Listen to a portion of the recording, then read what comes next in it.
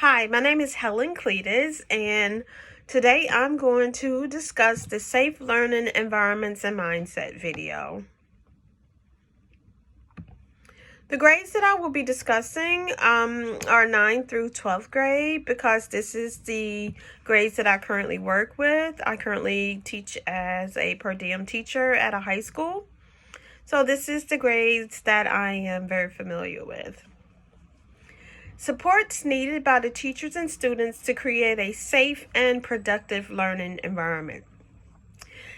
Students need to feel safe by teachers helping them to ensure that they will not be bullied in class.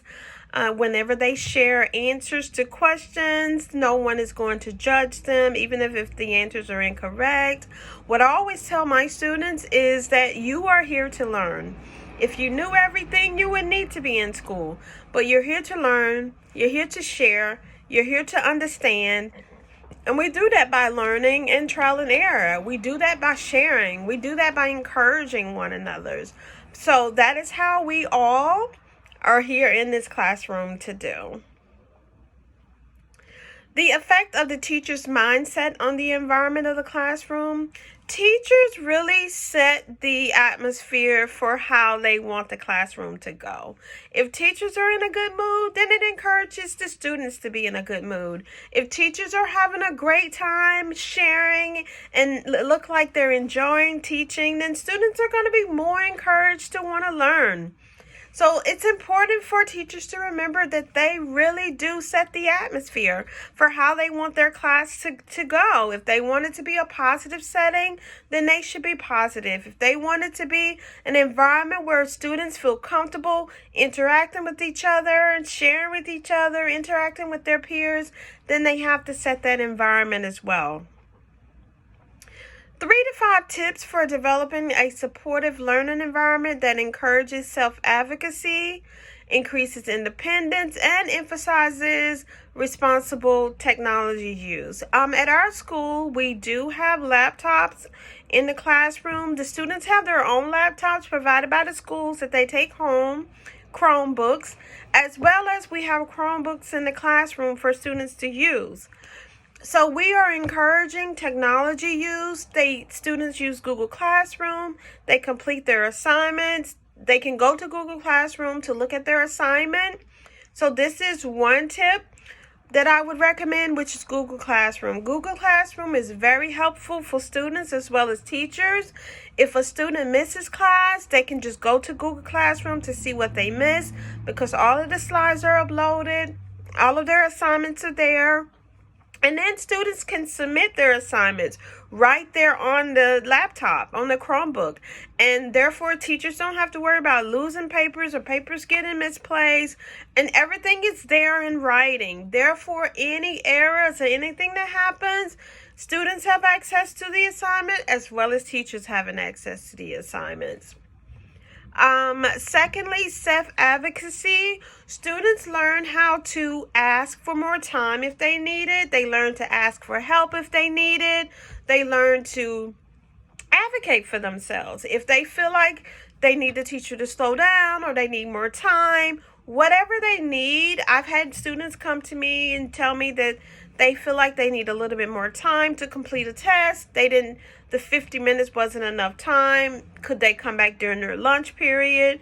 Which I think is another great tip. If a student doesn't have enough time in the 50 minutes to complete their assignment, they can come back during lunch to complete the assignment or the test that they're working on. And I've had students to do that. So just allowing students to know that teachers are there to support them, that the main goal is for them to pass. The main goal is for them to succeed.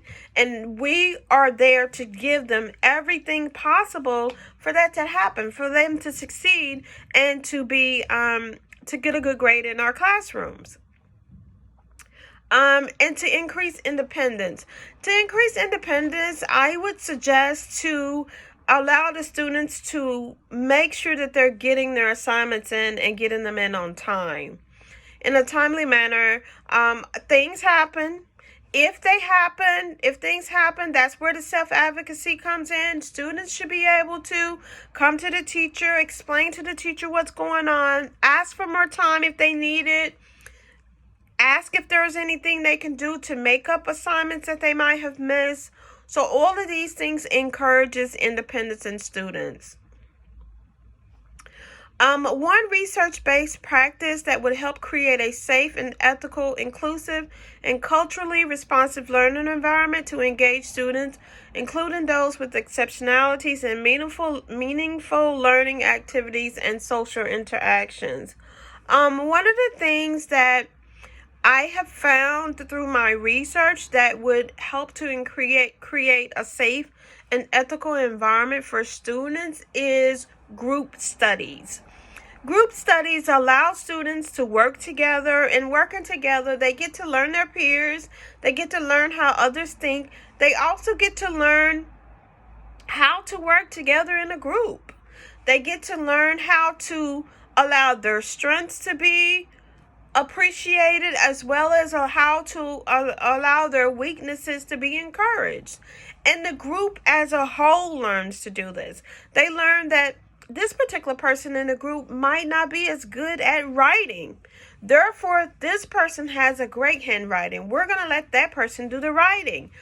This person is really good at speaking. We're all going to work together on the project, but we're going to let this particular person on the group do the presentation or present what we all discussed. So this is another way that students can learn to be independent and to advocate for themselves and to have a fun and enjoyable time in the classroom. I hope you enjoyed my presentation. Thank you for listening. Goodbye and happy Thanksgiving.